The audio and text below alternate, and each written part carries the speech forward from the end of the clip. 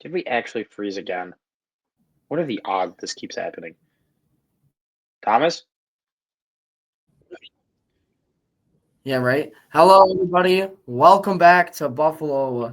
I'm kidding. Welcome back to the Sports Lab podcast, episode number 28. I'm here with Alex Smiley. We're ready to get going. Today, we're going to talk about a lot for you guys. We have college football rankings. We have the Buffalo Sabres, the Buffalo Bills, our NFL mid-season, if you even want to call it that anymore, Late season would probably be better. rankings of the player Awards. awards, yeah, Award late rankings, season. yes. So we'll see what ends up happening. Yeah, so we'll see what ends up happening with that. But go ahead and start this off with the college football rankings. Number one stays the same as it should. Number 12-0, Oregon, number one. Number two, 11-1 Texas. 3 is Penn State at 11-1 iffy, but Notre Dame finishes that top 4 with an 11-1 record. Number 5, Georgia 10-2. 6 and 7 are 10-2 Ohio State, and then Tennessee. 8 is SMU. 11-1 Indiana gets that 9. Number 10 is Boise State at 11-1 as well. And rounding out the CFP as of now would be the 11-seeded 9-3 Alabama Crimson Tide. As my Syracuse Orange narrowly take down Miami 42-38. They are the 12 seed. They are not in the playoffs as of now, despite their 10-2 record. And I agree with that decision. Not sure how you feel about that. And that's what I want to talk to you about here. What do you think should have been the top 11 teams? Who do you think should have got in? Do you think they got it right with Bama at 11? Or should it have been Miami or someone else? Yeah, I think they definitely got it right. Yeah, I get Bama has 3 losses and Miami only has 2 losses, but Miami could Miami easily have hasn't beat 3. Miami hasn't beaten a single good team. They have not beaten a single team that was ranked when they played them. Not a single one. And just like the best team they beat is Syracuse was ranked 22nd, or the best team they played is Syracuse was ranked 22nd, and they lost to them. You can make an argument, oh, Florida's looked really good, but they played them at the beginning of the year when Florida was shit. Um, Louisville they barely beat, and Louisville's all right. They barely beat Cal. They barely beat Virginia Tech on a very questionable call. Like they lost to Georgia Tech. Like just a lot of really they were close with Duke for most of the game until they ran away with it. Like that defense is really bad. The run game's not that good. It's just Cam Ward go out and save us, and that can only work so far. Like at least Bama has some quality wins, and the fact that they beat Georgia. They beat Georgia. They destroyed Missouri. They destroyed LSU. Like they beat South Carolina, who's looked really good since playing Bama. I don't think South Carolina has lost since that game. Yeah, South Carolina has not lost since that Bama game, and they beat them. They beat Georgia, who's obviously really good. Yeah, they've had a couple of slip ups here, losing to Vandy, getting blown out by Oklahoma, um, stuff like that. But I'm just not really too. They lost to Tennessee, but like they've at least shown that they can beat good teams while Miami hasn't. So as much as it sucks that Bama's in the college football playoff, it's like, oh, it's Bama SEC bias. It's like, well, we want the best 12 teams. We want it to be the most competitive it can be. So yeah, it makes more sense to bring Bama in, who's shown that they can hang with these top teams and beat these top teams, unlike Miami, who hasn't shown that and also has just as bad losses as Alabama does. Where it's like, I just don't really get how you could give it to Miami in this situation. I think they definitely got it right. Personally, I would even have Ole Miss ahead of Miami because Ole Miss also has some better wins too. They've shown they can compete with these top schools. Also, they beat Georgia pretty handily. Um, like a game like that should be able to keep them ahead of Miami. So I don't like how they have Miami ahead of Ole Miss. I'd put Miami below Ole Miss and South Carolina, but that's just me.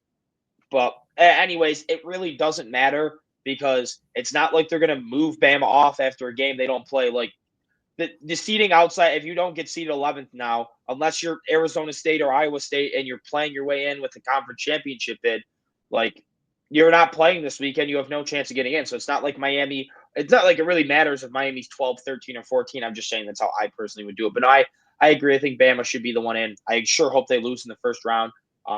They'll end up being the 12 seed, and they'll be playing most likely as what Miami will end up being. The only way I could see them jumping up is if Clemson beats SMU.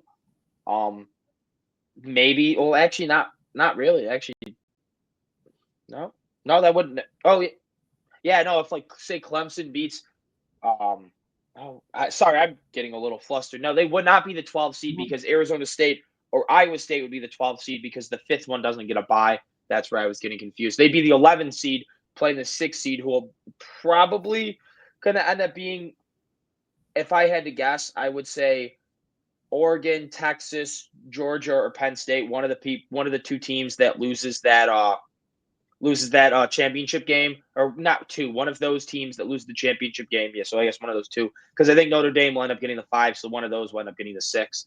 But Right. either way, I hope Bama loses whoever they play against, because screw Bama.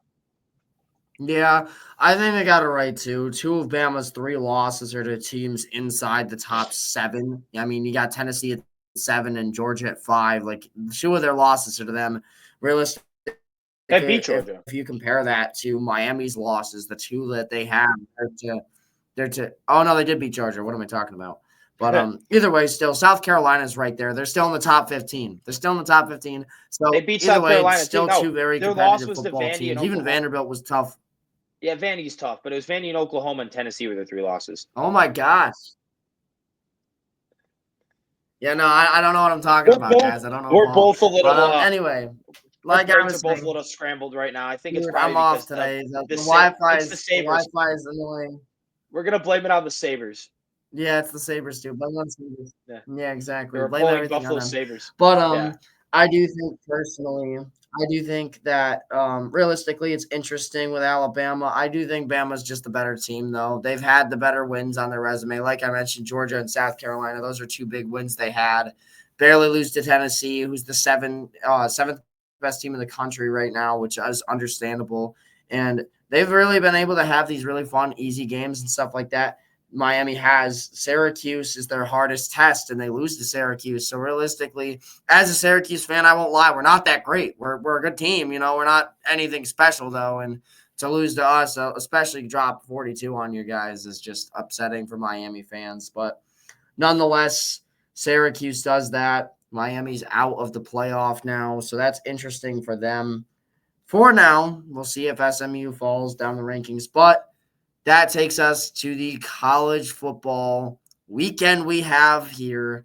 It is time to determine who wins each conference. We'll start in the Big Ten, the big matchup that everyone's been talking about. One of the other matchups is also very intriguing to me. I really like all the matchups personally, but yeah, me too. Number 1, Oregon. Number 3, Penn State. I don't know about you, but there's a lot of people thinking this one's going to be close, and I'm not one of them. I actually do think Penn State can keep it close just because their defense is very good, and Abdul Carter is playing like a game wrecker right now. He's someone that can like single-handedly keep a game close if he just goes berserk and gets after Gabriel all game. But I don't really see a path for Penn State's victory just because Dylan Gabriel and that offense is a lot better than Drew Aller. And James Franklin hasn't beaten a contending team since the 2016 upset against Ohio State. Upset. Yeah, and it was an upset. They weren't even ranked at the time, and it was an upset. Whenever Penn State's competitive and thought of this contender, they can never beat the other contenders. Like Miami.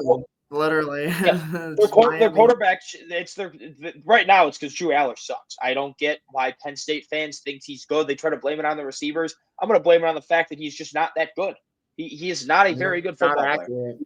He's not accurate. He's an awful decision maker. He's way too conservative.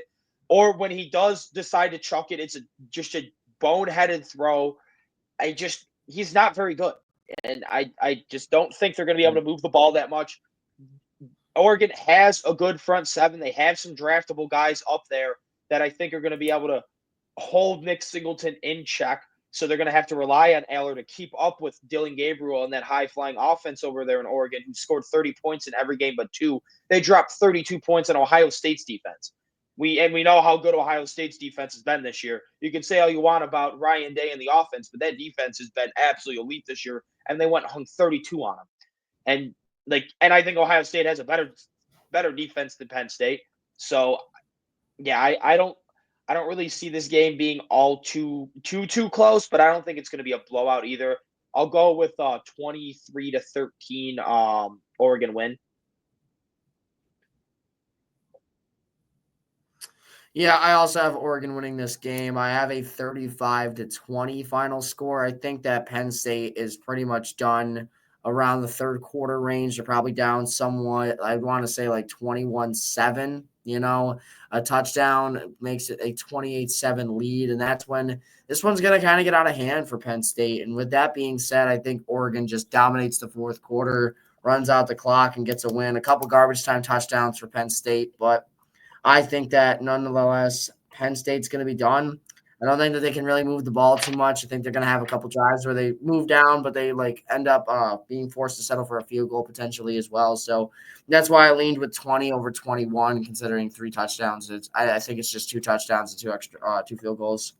But I will go ahead and say that this one will be decently close in some capacity, especially at the beginning. I expect this to be really close, like 7-7 at the end of the first. I don't expect Oregon to run away from the jump, but I will go ahead and lean with the Oregon Ducks to get this win, as they are the number 1 team in the country for a reason, and I think they're going to play up to that standard on Saturday.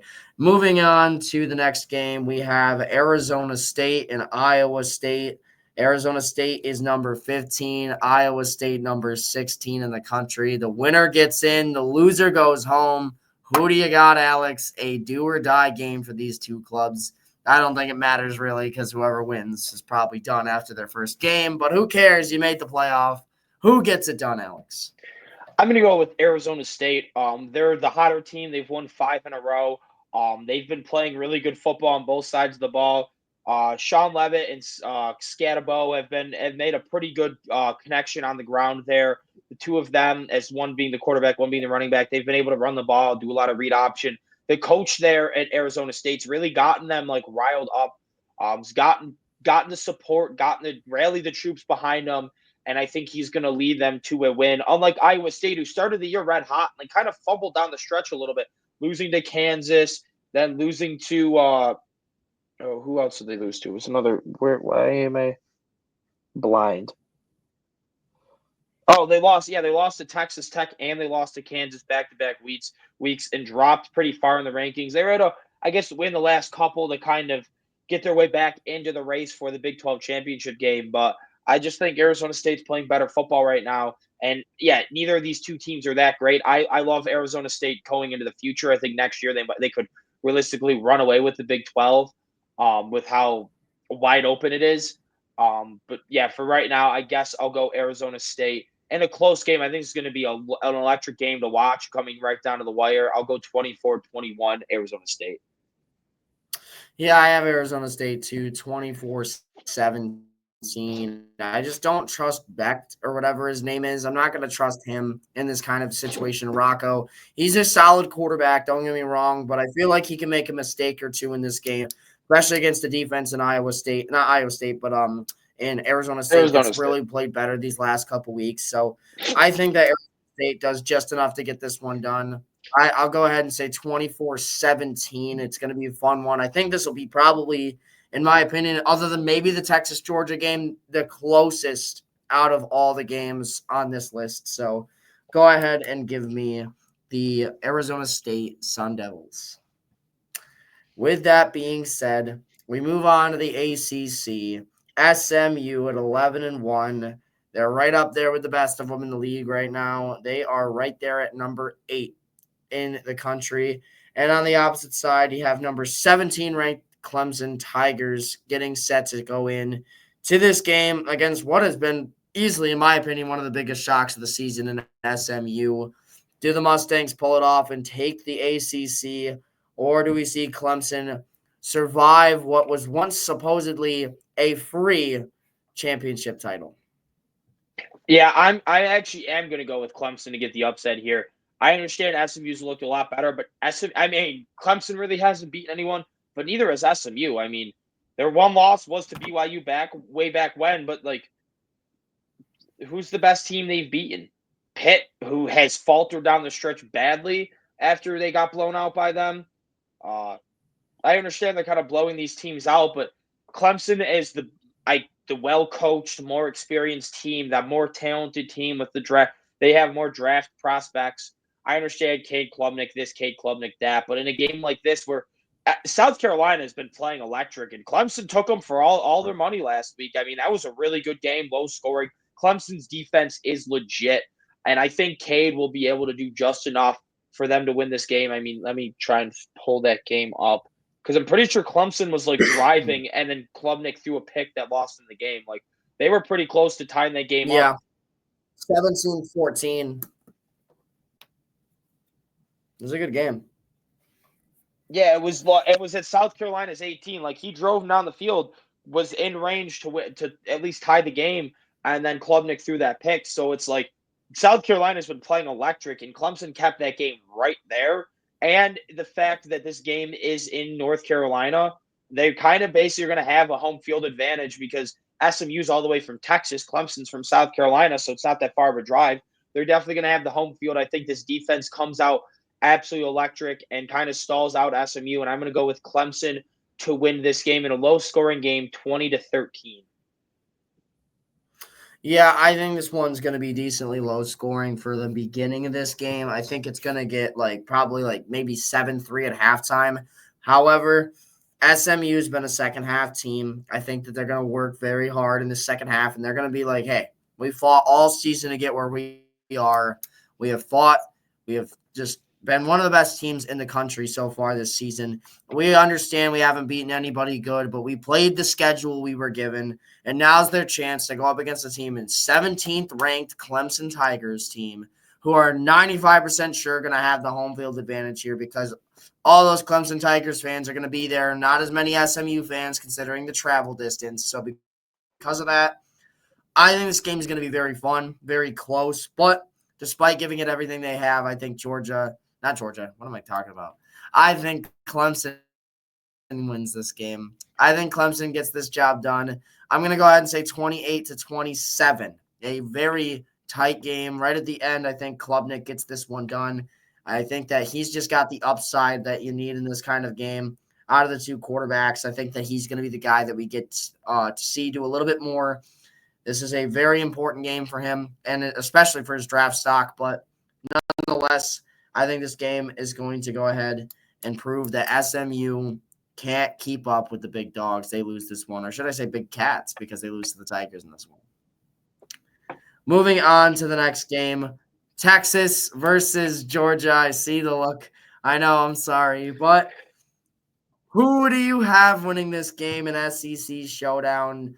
I don't think Texas has beaten anybody. You don't think Texas has beaten anybody. Their one loss is to the Georgia Bulldogs. Do they lose again? Alex, what do you think? Unfortunately, I think they do. I hate Georgia. Fuck you, Georgia. Let me just be pretty blunt about that. Not a big Georgia Bulldogs fan. Obviously, I'm a Gators fan, so we do not like Georgia. And also, Georgia's been so good these last couple of years, so that's why I don't like them. I want them to fall off too. That'd be pretty cool, but that's just not going to happen. What is always our biggest knock on Georgia is Carson Beck sucks when he's not at home. Well, lucky for them, they're playing in Atlanta, Georgia, so he's basically going to be at home. And they already went into Texas with Carson Beck playing like shit, and they still won the game. Now you get Carson Beck basically at home. Yeah, they're going to win this game. Texas has coming off the game he had. What? Coming off that last couple games he's had. Yeah, Texas somehow was able to avoid basically every good team in the SEC. Doesn't make any sense at all. Outside of having to play Georgia, even they're out of conference, you thought, Michigan would be a good game, but Michigan sucks this year. You thought Oklahoma would be a good team. Oklahoma sucks this year. Maybe Vanderbilt. Vanderbilt fell off down the stretch. They just got the one upset win that made them look better than they were. And then they beat Texas A&M after Texas A&M had just lost to Auburn, who's not even ranked anymore. There's currently one team that's ranked that Texas has played, and they lost to them. Not a very tough schedule. The fact that they were able to avoid Ole Miss, Bama, Tennessee, South Carolina is kind of crazy. But they did. Yeah. I mean, they won the schedule in front of them. I will give them that. They've been pretty dominant, but Georgia's more battle tested. Georgia you're probably even on talent, but I'd give the edge to Georgia in the coaching. I'd give the edge to Georgia in the experience. I'd give the edge to Georgia in the fact that they've played better teams this year. They're more battle tested, as I said. And because of that, and the fact that Carson Beck is at home, as much as it pains me to say this, give me Georgia to win this game 27-24. Yeah, I think Texas is going to lose this one as well. 34-24, Georgia gets this one done. Unfortunately, like you said, this game is going to be in Atlanta, Georgia. So they're going to have the home field advantage. They're going to be right there, hometown for Carson Beck, who's only really good at home. They unfortunately, in that situation, they get that one. I'm not sure why they even think that it's a good idea to have a game in Georgia, considering the fact that that's just an unfair home advantage to Georgia. Not really sure what their thinking was for that.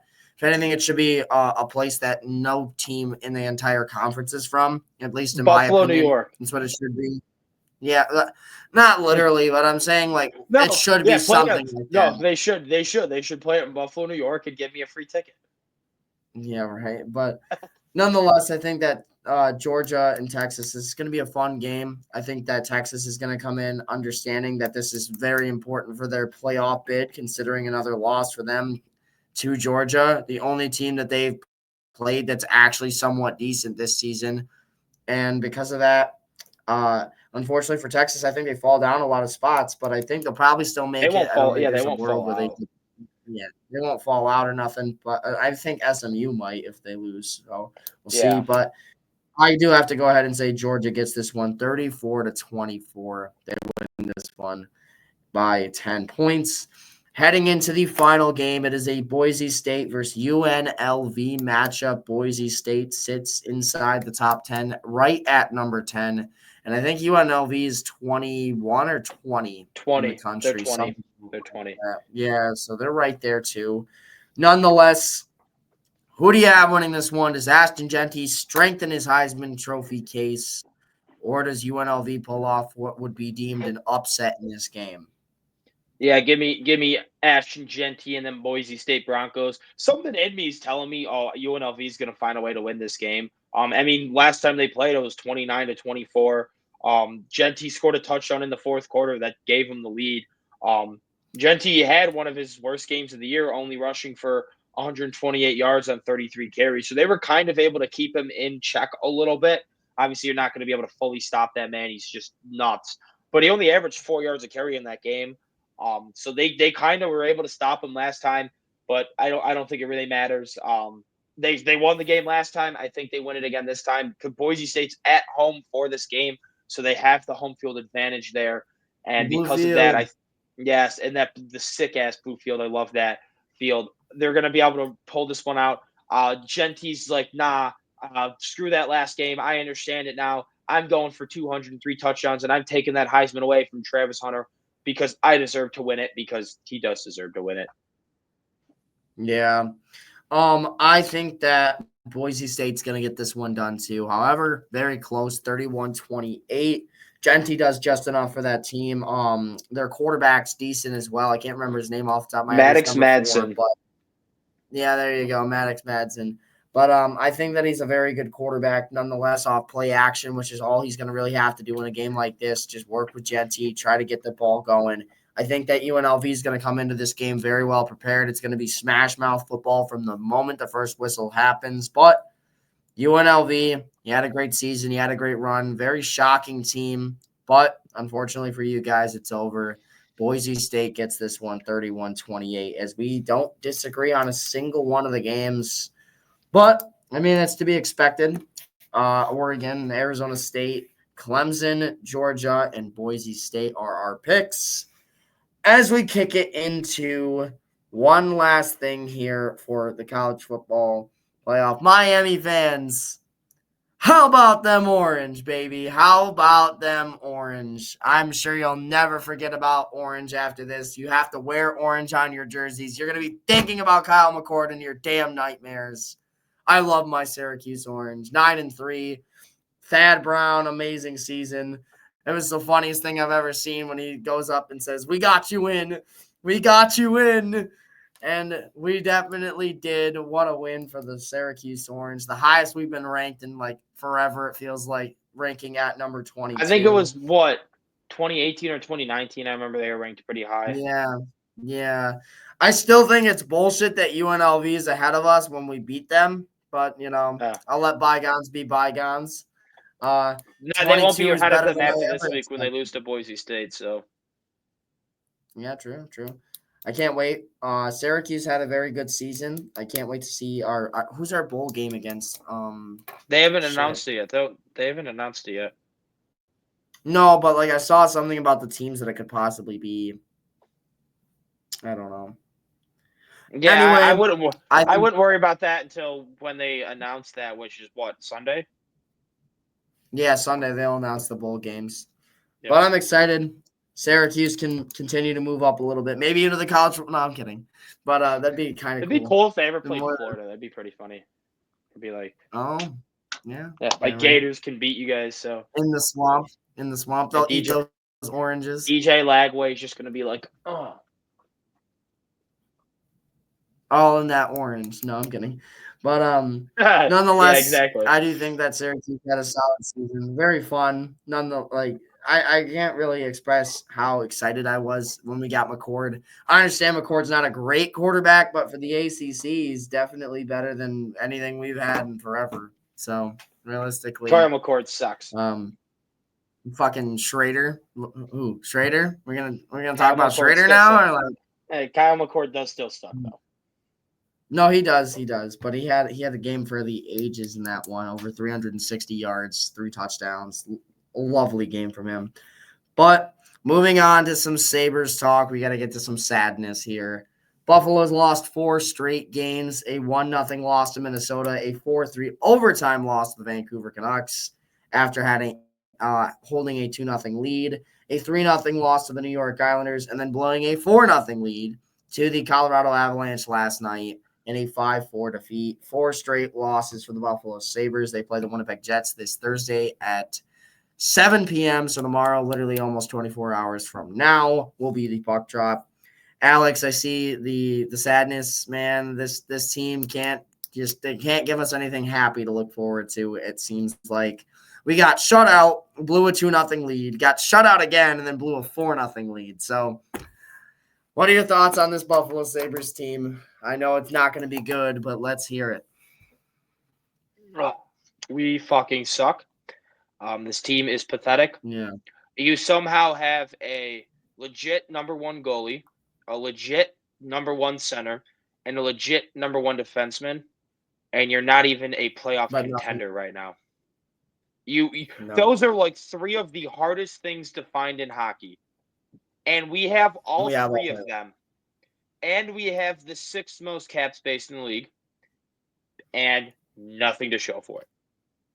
Jack Quinn, fuck you. Dylan Cousins, fuck you. Let's see. Lindy Ruff, fuck you. Kevin Adams, big old fuck you. Terry Pagula, biggest fuck you of all time. Please sell this team. I'm trying to think who else. Henry Yokihari, fuck you. Matthias Samuelson, fuck you. I think that might be it. I don't really want to hate on anyone else. I kind of like everyone else in the team at least somewhat. Yeah. So yeah, all of you guys, I hate you. You're dead to me right now until you can show me otherwise. That was one of the most pathetic things I've ever watched. I went to the game yesterday, got free tickets, and still want my money back. I was in 2nd grade the last time the Sabres made the playoffs. I graduate college next week. With a bachelor's. So 4-year degree next week, and we still have made the playoffs in that entire time frame. We're 1-3 this year when we have chased a goalie. That doesn't make any sense. I've gone to 2 of them also. 2 of the 3 games I've gone to this year, we chased the goalie and still lost. And this is the first time the Sabres have ever blown a full 4-0 lead at home. Ever. Yeah, we've blown a 4-0 lead one other time. It was in 1988. I saw that. They're absolutely pathetic. Yeah, I hate this team with a burning passion. I will never stop being a fan, unfortunately. I just can't. I'm just sick of everything. At least Loyalty. the Bills. At least the Bills make it to the playoffs before they disappoint us. At least I get to Yeah, experience true. playoff football with them before I get disappointed. The Sabres, it's Yeah. just hope lost by December every year, and it's so depressing. What's going to happen is we're going to continue to be mid all season. And then at the end of March and April, we're going to go in some heater, miss the playoffs by 2 or 3 points, give us hope all off season. Kevin Adams will somehow save his job because of that. We'll make a couple of bullshit moves that the media team and the PR people are going to sell us on. And next year, we're going to be right back where the fuck we were. And it's going to happen every single year until Terry Bagula sells this team. Thank God he is old, so at least he won't be around too much longer to hold on to this team if he chooses not to sell it. Um, I just don't know what to like. There's just nothing. They give you hope, and then they just crush it right down. We went on a 3-game road. We won 3 straight games without Tage Thompson on a West Coast road trip. Everything's looking good. We're in a playoff spot. Then we go and lose 4 games in a row. We get 1 point in our last 4 games. I understand against good teams. The Wild's good. The Canucks are good. The Islanders are competitive. The Avalanche are really good. But if you want to make the playoffs, you have to beat good teams. It's pretty goddamn simple. Right. We got 37 shots from Philip Gustafson, 0 goals. Against the Canucks, we have the 1-0 lead. Then they allow 3 straight. Then Dylan Cousins, his only good game of the season, decides, he wants to have 2 goals. And then in overtime, Tage Thompson with one of the most wide open chances of all time. And I get what he was trying to do there. The goalie was the goalie was defending his stick side pretty well. If he went to try and just go snipe, probably wasn't going to work. But he tried to just get a little bit too fancy there. I think you at that time, even if the goalie's looking for it, you got to be like, I'm Tage Thompson and I'm just better. And what you should have done is gone cross post snipe to that corner. There was that top corner on the other side that was open. Yeah. You could what you should have done is like a little shimmy, like you were faking to your stick side, and then just sniped it away. You had all the time in the world. There was no one around you, and instead you'd have tried to. If you would have made that goal, I will give him that. That would have been one of the sickest plays of the year so far. I would have went crazy. That would have been disgusting and dirty. But to win the game, we don't need disgusting and dirty. We just need the puck in the back of the fucking net. And then, of course, right after that, we let him go right down and get a easy-ass goal on UPL. Like, UPL's been playing his ass off, but our defense just falls apart. We just make so many stupid mistakes. Against Colorado, we're up 4-0, and then they're just playing like, hopefully it's like they're just like looking at the clock the entire time. Like they're just playing for the clock to run out. It's like, no, we had chances to capitalize at the end of the first and the second. We had multiple breakaways, couldn't capitalize. We were still pushing the pace, and then in the third period, it's like, please God, let these 20 minutes end so we can just win this game. They weren't trying anything. It was just absolutely pathetic. UPL, for the goal that ended up, I think, taking the lead or the goal that tied it, made an absolute crazy save right in front of me. When me and my friends watched it, we were freaking out. We're like, holy, what a save. His second crazy save of the game. He had the one on Middlestat, and then it was one on Rantanen, where literally it was wide open other than one of our defenders trying to block it. He makes a nuts save, and then we just allow someone wide open. Like, our defenders are so bad at playing in front of the net, it makes me sick. On one of the goals, Bowen Byram was just standing right next to the guy after it bounces off UPL and for a free rebound. Why aren't you trying to box him out? Like, I don't get why our team offensively, I feel like our team attacks the net really well, and that's why we're able to score goals pretty well. Look, our offense is usually pretty good because we attack the net pretty well. Defensively, it's like we want to just stay as far away from UPL and just let all of the other team's players wide open in front of the net.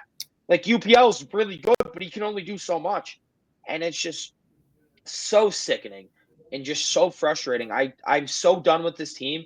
They're somehow going to probably, even though I said my predictions were going to lose 6-0 because we suck on BSI, that was more so just a joke because I'm mad at this team. Colin's right. We're probably going to find a way to somehow win this game. We're probably going to somehow win a couple more games, and then we're going to get ourselves right back into a playoff contention. I'll start to build up hope, and then we'll lose probably by Christmas time. I bet you we'll be in a playoff spot. I think I'm going to the game against the Blackhawks on the 22nd. If we're in a playoff spot or close to a playoff spot at that point, we're losing that game 100%. I will bet money on the Blackhawks to win that game because that's the Sabres. They build you up, and then they shoot you right back down and make you just contemplate everything. And Sorry for this Exactly. long-winded rant, but I am just so sick and frustrated of this team. I just want a good hockey team. We haven't had a good hockey team since I really got it. Like I went to a playoff game when I was like 7, but I wasn't really into it. I was a little kid, like just getting into sports. Since I really started getting into sports and hockey, never seen a good Sabres team, and it's just so frustrating and so annoying. It's just like, come on. Yeah, exactly, dude. Like this team just finds ways to lose realistically. Right when you want them to, right when you think they can, right when you think that this is the year, that's when it all goes downhill. And it seems like it happens every single season at this point. It's happened for the last 2 now, but most definitely. We have a big game against Winnipeg tomorrow. We're on a 4-game losing streak. Winnipeg's, I think, third right now in the NHL in points. They're right up there with the Devils and Wild as well. So they're right there at that top of the leaderboard standings wise. But nonetheless, this is a very important Buffalo Sabres game. I believe we're at home tomorrow night We as are. well. So this is a massive game. So we gotta get this one done against Ticket Winnipeg. prices are probably However, like $3, and I still won't pay to go. I still wouldn't pay to go to that game. You'd have to pay yeah, me money to go watch exactly. the Sabres play right now. Yeah, it's interesting. I do think that there's a chance we'll see what happens, but nonetheless, this is a Sabres team that's just I upsetting to was watch. close. So Want to know the Winnipeg, cheapest I'm gonna tickets go right ahead now and for the say we game? lose. Huh. $9. I was pretty close, but I said 3. You can get That's tickets to go to crazy. the game for $9. Yeah, no, that's bad. It's sickening. Just sickening. Yeah, that's almost how much you pay for like a beer when you go. That's half of what you pay for a beer when you go. You could literally buy 2 tickets Yeah. for the price of a beer in the stadium, in the arena. One more thing That's I so want to talk bad. about. One more hockey thing I want to talk about. Whoever's over there for Team USA that's picking their hockey roster, I want to give a big, special, huge fuck you. How do you leave off Tage Thompson? Just for Vincent Trocheck, Veteran leadership. you already have veteran leadership in Austin Matthews and Brady Tkachuk and Matthew Tkachuk. That's your veteran leadership. Jack Eichel's a veteran leader. Kyle Connor's a veteran. Brock JT Nelson. Miller is currently not even playing because he has personal issues. Like, how do you? Yeah, and it's not even Trocheck's not even in the lineup. He's an extra. Yeah. You're not even having him in the lineup. You can't have a Tage Thompson on a line with like Jack Hughes and Jake Ensel. Like that line would be nuts. 3 great goal scorers on one, like, and they're all capable passers. Like, Right. I just don't. How That's do a you joke. leave someone like Tage Thompson off that roster? It's just absolutely pathetic, absolutely sickening. If it wasn't Team USA, I would be rooting against them. But obviously, I'm going to root for Team USA because America on top. Well, yeah. But I kind of like part of me now I hope we lose when Vincent Trocheck has some like awful turnover and then it just gets a breakaway goal for us to Uh, lose in overtime in a game.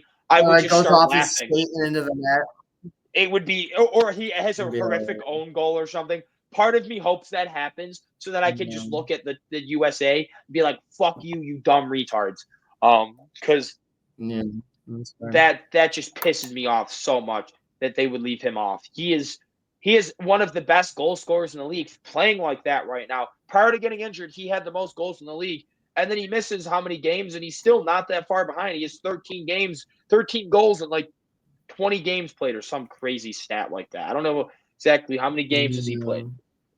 Yeah. It's the 18's the leader, so he's only 5 back of the leader, and he's missed like 6 games. He has 13 Yeah. goals and 20 games. Exactly what I said. He's averaging a point per game. Like I, I, that really pissed me off. Partly because obviously I want to see Tage on Team USA because I'm rooting for Team USA. I want to see a Sabres player. Like obviously I'm going to root for Donnelly and UPL when they're not playing the Sabres or not playing Team USA. But the other reason why I'm so mad is because I really wanted to buy a Tage Thompson USA jersey to go with my goat head Donnelly, and I want a Team USA hockey jersey, but I want to do it with a Sabres player. I'm not going to do it with Jack Eichel. So I was really hoping Tage would make it. Hopefully this lights a fire under Tage. I think he definitely will. Hopefully he definitely makes the 2026 Olympic team. Um, because I feel like some of these older guys will really like Brock Nelson, Dylan Larkin, Chris Kreider, Vincent Trocheck, Matthew Boldy, all made it over all made it over Tage Thompson. Like, what the fuck? Yeah, all right. You're right.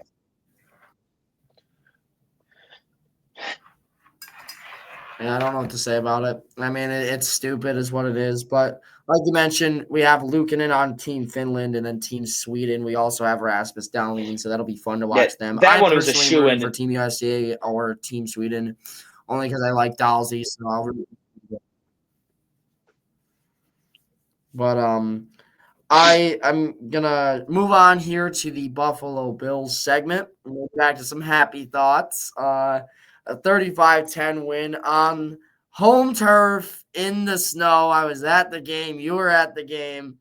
A massive win for the Buffalo Bills, dominating the 49ers, who just got McCaffrey back. They have Jordan Mason, who both of them got injured in this game, a PCL sprain, I think it was for McCaffrey, and then an ACL tear for Jordan Mason. So it was ankle. Yeah, so very tough to see for them. Ankle? Yeah, I saw Achilles ankle then? for Jordan Mason. Tore Achilles or something? No, I just saw ankle for Jordan Oh, Mason. whatever. He's still done for the year. Or he's on IR. Right, they're both done for the year, but well, I don't. Neither of them were officially ruled out for the year. They were just put on IR. Yeah. The only way is if like they go on some crazy run, which is not looking very likely right now. No. Nonetheless, the Buffalo Sabres are not like the Buffalo Bills, apparently, because we're actually good in cold. No, we're actually good in the cold, apparently. So, we'll see what happens. However, this weekend we're going to play the Rams on Fox. It's the Tom Brady game. They're 6-6, third in the NFC West. We look to sweep the NFC West in this season series that we've had. We beat the Cardinals week 1, and we ended up beating the Seahawks, and I think it was week 8, and then we also take down the Niners last week. So do you really want to elaborate on the Rams game, or do you want to wait? I guess the only thing is we better not lose this game. I'm going to be at my grandpa's house for family Christmas, so I don't want to crash out in front of my family. So please don't lose this game. Don't ruin my Christmas. Right. Yeah, right. Now that you said that, we're definitely losing. Anyway, Micah Hyde returns to the Bills on a practice squad deal.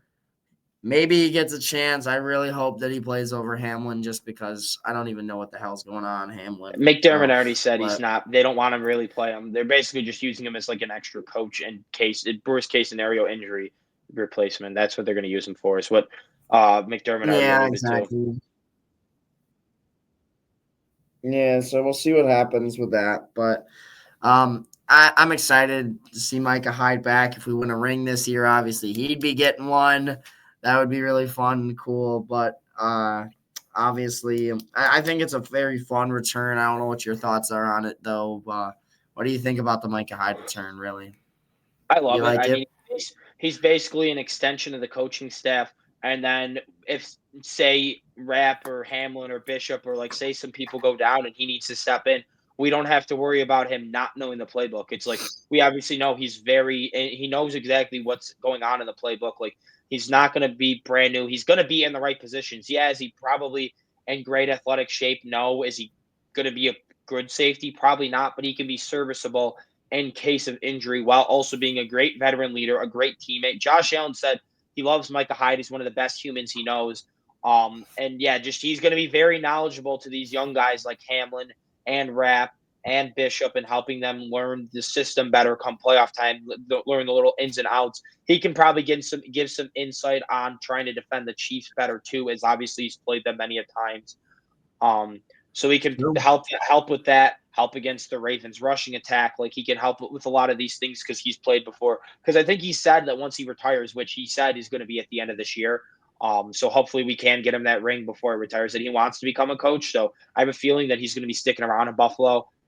If we're bringing him on like this, obviously the city of Buffalo loves him. He loves the city of Buffalo. He loves the coaches here. He loves the players here. I have a feeling he'll probably end up working as a coach for the Bills. Not sure he's going to want to leave.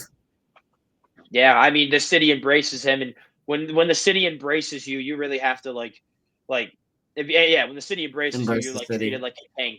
Yeah, you're treated like a king here when the city loves you. So why would you want to leave? Unless the team tries to screw you over and make you play through a neck injury when you want to get surgery. Poverty savers. Oh, sorry. Yeah, literally. Except for the fact that he called us the worst fans in the league after that. Well, I hate him for that. Never will forgive. Oh yeah, I'll never forgive him for that. But I totally understand why he wanted out because the Sabres are retarded. Yeah, no, exactly. Your best player wants to get that part. You're trying to make him like play through an injury when he was your best player, your star player. Like no, like let him don't piss off your best player. Like, and also because of that, if you're making players like publicly want to play through these injuries when they want to get the surgery, now players aren't going to want to come to Buffalo because you set that bad example for yourself. So that was a poverty move by the Sabres. Well, realistically, they didn't want him.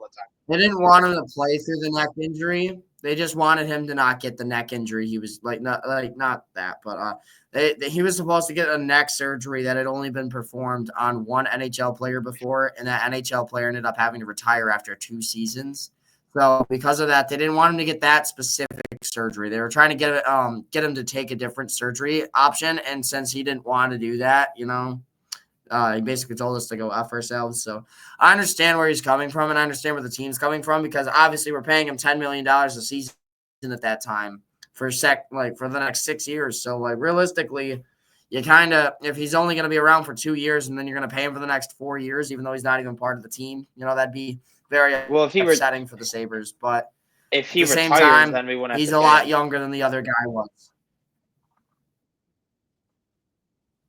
No, you still pay retired players if it's something due to injury. Against the cap?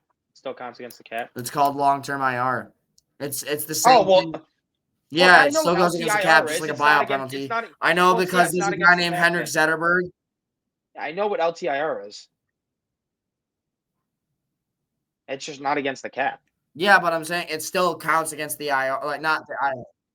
It counts against the cap at the end when when he officially retires. It would, yeah. Oh, but it wouldn't count against the cap during the season. Because it happened to Henrik Zetterberg with the Red Wings. Yeah, but you have that cap space to work with the season. That's what the Vegas Golden Knights are doing. During the season, but you still have to pay him the money. The owner would still have to pay him the money. Oh, so yeah, Terry's a cheap fucker. Yeah, that's why. The owner still has to pay him his $10 million. Yeah, Terry's just a cheap bastard. So that's on Terry again. But moving on, late season NFL awards. We have the NFL MVP, the Rookie of the Year, the Coach of the Year, Offensive Player of the Year, and Defensive Player of the Year. Do you want to go Defense and Offensive Player of the Year, rookie-wise, or do you want to just do one? We'll do all but Comeback Player of the Year. So the 5 major ones besides comeback, because I guess Burrow for that if we just want to throw a name out there. But all right. Yeah. All right, so which award are we starting with? So with that, NFL MVP. The most – actually, know what? No, we won't start with the craziest one first. We'll go ahead. Offensive Player of the Year award. Who do you got winning that one? Yeah, there's only one guy. If you think it's anyone other than this guy, you're just either a delusional Ravens fan, a delusional Bengals fan, or a complete retard. It's Saquon Barkley. He is on pace to set the rushing yards record. He's on pace to set the all scrimmage yards record. He's on pace for 20 touchdowns. He's having an absolutely insane season. I get he has the crazy good offensive line, but DeAndre Swift was behind that line last year and could barely crack 1,000 yards. Just because he has an offensive line doesn't mean the offensive line doesn't run for 70 yards for multiple touchdowns in one game. The offensive line doesn't have over 300 yards. Yes, the offensive line opens up the holes, but he's the one that's making the moves off of it. He's the one that's explosive out of the holes to where defenders can't touch him. He's the one that's backwards hurdling people. If you think it's anyone but Saquon Barkley, you're an idiot. Yeah, exactly. I'm going to have to go ahead and lean Saquon Barkley too. Obviously, there's a lot of variables for him. He has to have a good offensive line, whatever. The receivers have to be decent at blocking too, all these things, whatever, right? But at the end of the day, the person actually in his body running that ball, that's the most important part of that entire situation. Obviously, like you mentioned with DeAndre Swift, he could barely get to do 1,000 yards last year. I think that's something that really needs to be pointed out a little bit more often than it is. Saquon Barkley is truly a generational running back. He can break tackles. He's elusive. He's literally a mix of everything you want in a running back. He does everything you need him to do. He's Derrick Henry, being able to break tackles, and he's all the other shifty running backs that you can ever name in the elusiveness category as well. He can do everything you ask him. He can catch the ball out of the backfield as well, almost like a McCaffrey, basically. Not fully on that level, but still very solid. Also, he can be in there to pass block too if you really need him. That says offensive player of the year because he does the most on anybody in the league right now offensively specific to his position. So go ahead and give me Saquon Barkley. As I move it to DPOY, who do you got winning that one? I have Myles Garrett. I think Myles Garrett is the best defensive player in football. I think he is the second most valuable non-quarterback in football behind Justin Jefferson. I think Myles Garrett is an absolute stud. I think he is a dog. That he is just so good. The reason I lean him towards the other guys is because he is not only an elite pass rusher, he's like fifth in the league in sacks, and two of the guys ahead of him have buys this week, so he could easily jump them. He also has an extra 4 tackles for loss. He's great in the run game, and he's doing this while getting double teamed way more than the other guys that like he's batting, like a Danielle Hunter or a Trey Hendrickson or a TJ Watt. They don't get double teamed nearly as much as him. Despite that, Myles Garrett also has more pressures than these guys, and he just takes over games like he did against Pittsburgh on that snow Thursday night game and basically won them that game defensively because Russell Wilson couldn't do anything when he was constantly getting hit by Myles Garrett. Like, I really think you got to give it to him. Some honorable mentions, obviously TJ Watt's up there. Andrew Van Ginkel should be up there. He's having an insane season. Nick Bonito, he has 11 sacks. He has 13 tackles for loss. He has a pick 6. And Myles Garrett also has 5 forced fumbles or 3 forced fumbles. TJ Watt has 5. So those are some other guys I wanted to give a shot at. Dexter Lawrence. Dexter Lawrence would be my pick, but he's out for the rest of the season. Due to that, I can't put him up there. Or Pat Surtain, someone else I'd want to put up there. Like, there's a lot of really good defensive seasons this year, but there's no one that really stands out clear. This year, like usually there's at least like 1 or 2 guys. This year there isn't. So I'm going to give it to the guy who's putting up these numbers while also getting double teamed the most, because I think if you're taking up 2 blockers and being as effective as people that are facing 1 blocker more often, you're just much more effective because obviously you're taking on more blockers. You're more effective on the game because you're leaving more one-on-ones for the rest of your team. Exactly. I do think Myles Garrett's a great candidate, but like you mentioned him, I have to lean with TJ Watt here. 5 forced fumbles is just absolutely insane. He leads that standing alone. 9.5 sacks. He's tied for 7th in the league right now. He's one of the best, most game-changing players on one of the best defenses in the league. This year, the Steelers defense has allowed 20 points or less. 20 points to Dallas, less than 20 points to every other team in 8 games out of their 12 games this season. Just absolutely amazing on that defense. They've done everything right. I think that being the leader of a defense that's just that good it says a lot about your team. I don't think that they have the greatest secondary outside of Minkah Fitzpatrick. Joey Porter's starting to come along, but really at the other corner, Adoree Jackson's just not it. Realistically, how do you make up for that with a good pass rush, with a good run stuffing unit as well? TJ Watt does both very well. I think he's a very good player all the way around. Like I mentioned, the takeaways as well with the 5 forced fumbles is just absolutely elite. So go ahead and give me TJ Watt to win DPOY this year. I think that it's a very tight race with him and Garrett, but I have to lean with the Steelers guy over the Browns guy in that AFC North duel. As we move into the Rookie of the Year conversation, we'll go offense and defense. I want both right now. Who do you got? So for me, I think offensive rookie of the year is pretty clear. I am not going with the quarterback. I think it is Brock Bowers by far and away. I just think it's such quarterback bias to give it to Bo Nix or Jane Daniels. I think it's crazy because this isn't most valuable rookie. It is best. And Brock Bowers has been the best offensive rookie in the league. He is like fifth in receiving yards among every player in the league, including all wide receivers, with Gardner Minshew and Aiden O'Connell and Desmond Ritter throwing him the football. It doesn't matter who's throwing him the ball. All of those bums are throwing him the ball, and he's still putting up these crazy numbers. He's going to set reception records, tight end records as a rookie, not just rookie tight end records, just tight end records in general. He's going to be a first team All Pro, and you can't say that about Jane Daniels and Bo Nix, who have been borderline. Jane Daniels, in my opinion, has been a borderline top 10 quarterback this year, the way he's kind of fallen off recently. And Bo Nix is average. I think he is getting way overrated, way blown out of the water. I don't think he's that good. I think it's crazy looking at these numbers, how you can say that even statistically, Bo Nix and Jane Daniels have been top 10-ish quarterbacks statistically. Brock Bowers has been the best tight end in the league statistically. Like if you want to look at it, it's not even really close. Like he is blowing up. I think the second place for tight ends is Trey McBride, who has 0 touchdowns and also has a way better quarterback throwing him the ball. With Kyler Murray. Like he's Kyler fourth Murray in the league in receiving yards. Brock Bowers has 84 catches for 184 yards. He's leading the league in receptions this year. He has, it's crazy. And to put along with that, he also has 4 touchdowns. Like he has just been dominant. 1,084 yards. 884 yards.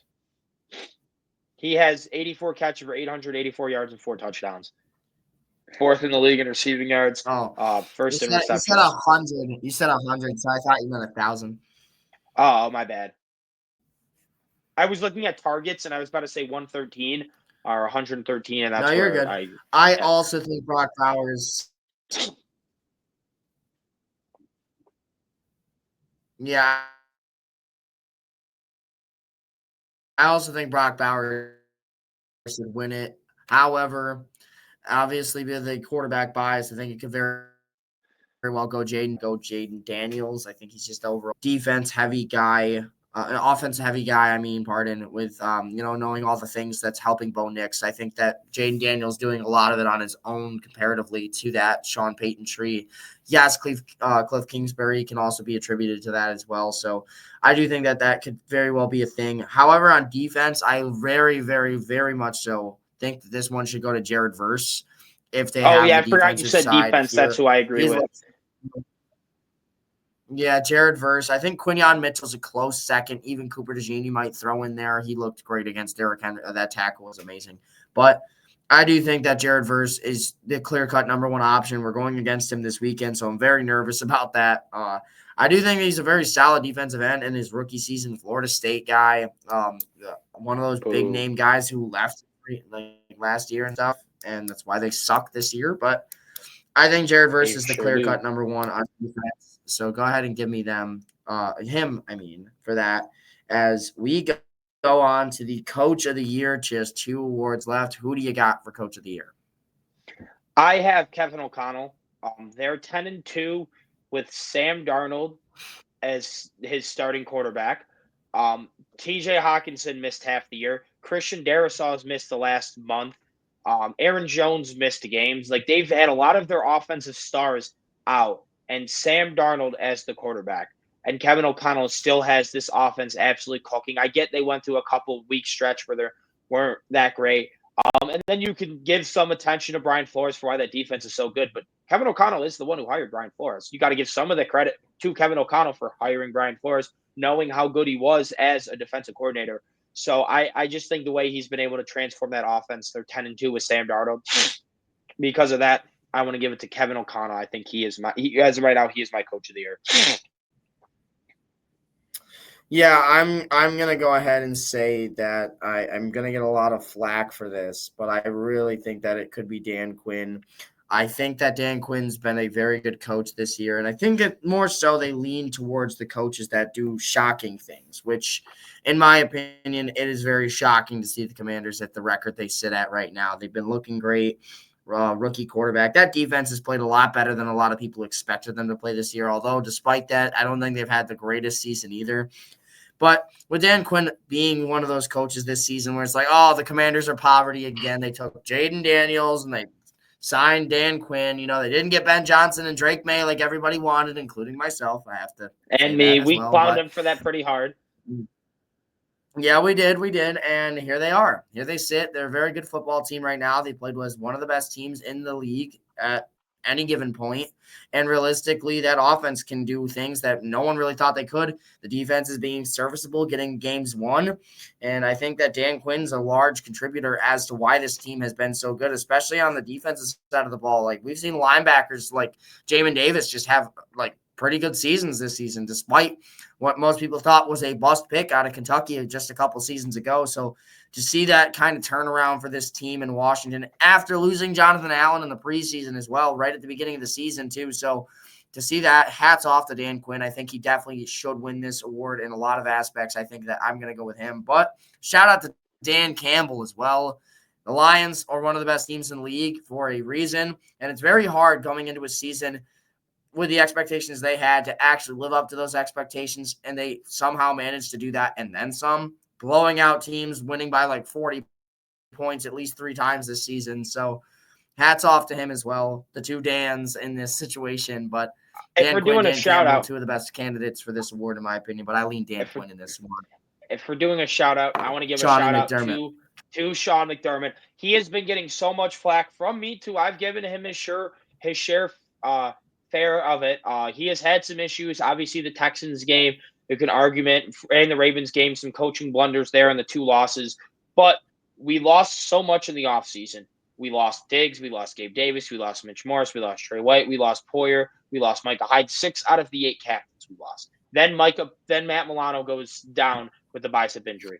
Then Teron Johnson was injured. Then Terrell Bernard was injured. Then Keon Coleman, Dalton Kincaid, Spencer Brown, Ed Oliver, Dwayne Carter. We have had a lot of injuries. We trade for Amari Cooper, then he gets injured. Christian Benford even missed a game. Like, I think even Rapp might have missed a game. Yeah, Rapp missed a game. We have all these injuries, and despite that, he's still elite. He's an elite defensive he's an elite defensive schemer. The way he's schemed up to mitigate these injuries the best we can. Obviously, when you're missing so many guys, sometimes it just doesn't matter. Like the Ravens game, we were just down so many key guys. It doesn't matter what he's scheming up. We weren't going to be able to stop that. But besides that, like he's schemed up some really good games. The defense is still very good despite dealing with so many injuries on that side of the ball, and has been playing even better these last couple of weeks. So I want to give a shout out to Sean McDermott, the way he's rallied the troops. Obviously, he's not the biggest reason for why we're winning. We will get into that in a second. But I do want to give him the shout out because obviously you can't go 10-2 and look this good if you have a bad coach. He obviously has been doing a great job lately. So I want to give credit where credit is due for the amount of times I have kind of shit on him or given him shit for some of the things he's done, some of the issues I've had with him. He's kind of made up for it so far this year. Real question is, come playoff time, will it happen? Will he get out-coached again, or will he step up? That's really the big question at this point. Yeah, and you mentioned that we'd get to it here. I think we're about to. MVP, the final award we'll talk about in this episode. Who do you got winning? It's been a 3 or maybe even 4-person race for most of the year. I think that the gap kind of narrowed after Sunday. Who do you got winning MVP? The man. He was born in a small town in California. He was a 0-star recruit coming out of high school. Had to go to JUCO. Then went to Wyoming. Small town kid, big arm, great man. Decided to come out after balling out of Wyoming. The Buffalo Bills draft him in 2018. Teams did not like this pick. A lot of people did not like this pick. The Bills got crowned. They wanted to toss Rosen. Yeah, everyone said, "Oh, this isn't going to work. He's not accurate. He can't do this. He can't do that." Didn't matter. They developed this man, and he's turned into the Josh Allen we all know and love today. Joshua Patrick Allen just married Haley Steinfeld, the luckiest girl in the world, goes out, balls out on Sunday Night Football in the snow, putting on a great season. We're 10-2, even though we lost Diggs and Gabe Davis, among other people. He's been extremely efficient with the ball. He's had his MVP moments. I don't know what you want more out of him. If the narrative's going to be about who can do the best with less, then it's got to be Josh Allen. If it's not who has the best numbers, which clearly it wasn't last year, or Josh Allen or Dak Prescott would have won it last year, but no, they gave it to Lamar because he had the best team success with less around him than those other two guys. Well, Josh Allen this year has the best team success with worse weapons than Lamar. So yeah, even though his numbers look worse, you got based on if Ravens fans want to admit that Josh should have won it last year over Lamar, then I can be like, all right, based on that narrative, I can see why you wanted to give it to Lamar this year. But based on the narrative set, it's got to be Josh Allen. I mean, he's been just absolutely balling. He has arguably the two best plays of the season with that 4th and 2 touchdown run. And then he threw a pass to himself, basically, where he threw it to Amari Cooper. Amari lateraled it back to Josh, and then he ran it in for a touchdown. Absolutely electric play, one of the craziest things I've ever seen. So yeah, Josh Allen, he's going to win MVP this year, and then he's going to lead us to a Super Bowl. And then I'm going to go insane, and things are going to happen that I probably shouldn't speak about on this laptop. Nice. And then you'll wake up. Anyway, Josh Allen's winning MVP for me too. Here's the thing. You got Lamar Jackson, and you got Derrick Henry, and you got Saquon Barkley. Those are the three other candidates that everybody's been clamoring about. Well, Lamar has Henry, and Henry has Lamar. Barkley has an offensive line and a ton of receiving weapons and a quarterback in Jalen Hurts who can also scramble. With those being threats, he's not the main priority every single week. Those other people are. The main priority on this Buffalo Bills team every week is what? Stop Josh Allen. And they can't stop Josh Allen still, despite all of that. 10-2 record. Beat the best team in the league to most people in the Chiefs.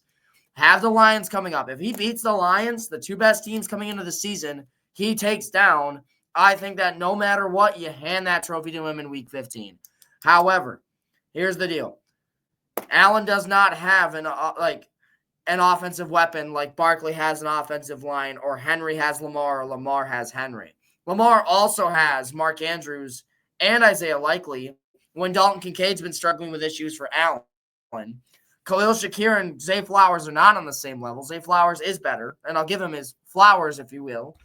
Nonetheless, here's the deal with this team. This Buffalo Bills team was, 5-win team at best. 7 wins if you're lucky. 10 wins, and we're not even done yet.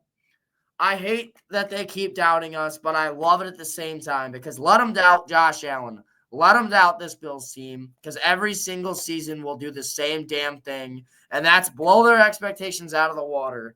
And I love the fact that we did that. He's got a city behind him. He's got a team that's willing to move the ball downfield. And James Cook's a good running back, but he's not Derrick Henry. We have a good offensive line. It's not the Eagles' offensive line. Dalton Kincaid's serviceable when he's healthy.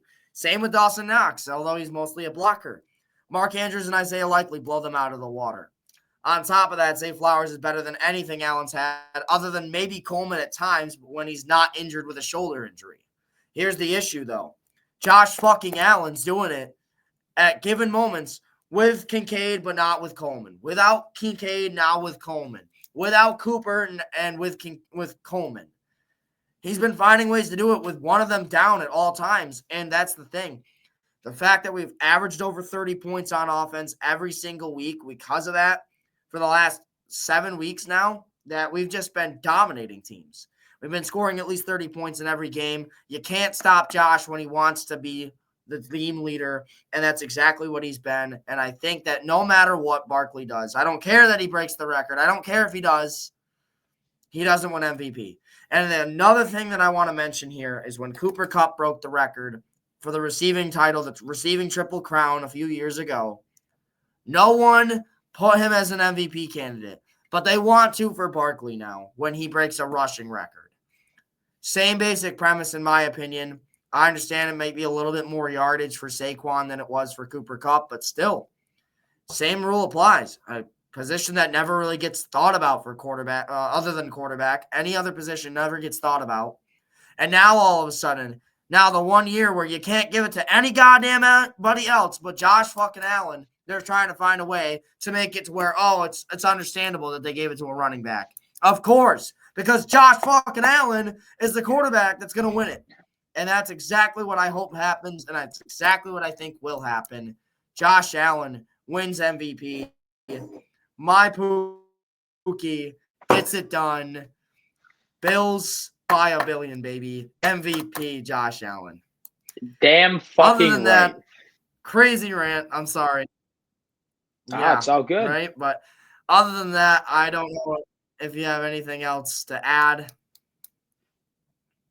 I love you, Josh Allen. Go Bills. Yeah, exactly. Yes, indeed. Friday, we will have an episode giving you our weekly predictions for everything. We both went 13-2 last week, in case anyone was wondering. Yes, and I am one game in front of you in the standings as of now. Wait, quick question. I don't know if my numbers might be off. I kind of was forgetting to do. What exactly is my record? I think the way I have it tracked is 130-64, but I'm not positive. I may have it off by a game. 130-64. Yeah, I think you're right. Okay, I don't have the right booklet with me today. I wasn't sure if I doubled up on a game or forgot a game or something like that, because I would forget and be like, oh, when was the last time I updated this, and had to kind of guess. So I wasn't sure, but that sounds right. Either way, pretty good record. I've been pretty good with my my picks and my betting and my fantasy. I mean, if I win 4 out of my 5 money leagues, I have a playoff spot locked up. And then my other league, I just have to win against one of the worst teams in the league, and I get in. And if I win in one of my leagues, I already have a bye locked up. And if I win, I get against the worst team in the league, I get the 1 seed locked up. Another league, if I win, I get the 2 seed locked up. And then after that, I can get in a 14-man league where 8 teams make the playoffs, for the 6 seed is the second highest scoring team. But if we win, we could get up to the 5 seed, only go down to the 7th. So it doesn't really matter that much. And then in another league, I could get up to the 4 seed, or I could stay at the 5 seed, and the 4 seed really can't jump. So it's going to be, that one's actually in our radio league. So it's going to be me versus Emma, because she's not going to move out of the 4, and I'm not going to, she moves out of the 4, it's down to the 5. And if I move out of the 5, it's up to the 4. So we'd be playing each other either way. So yeah, I've been cooking in fantasy, up 410 on FanDuel and betting.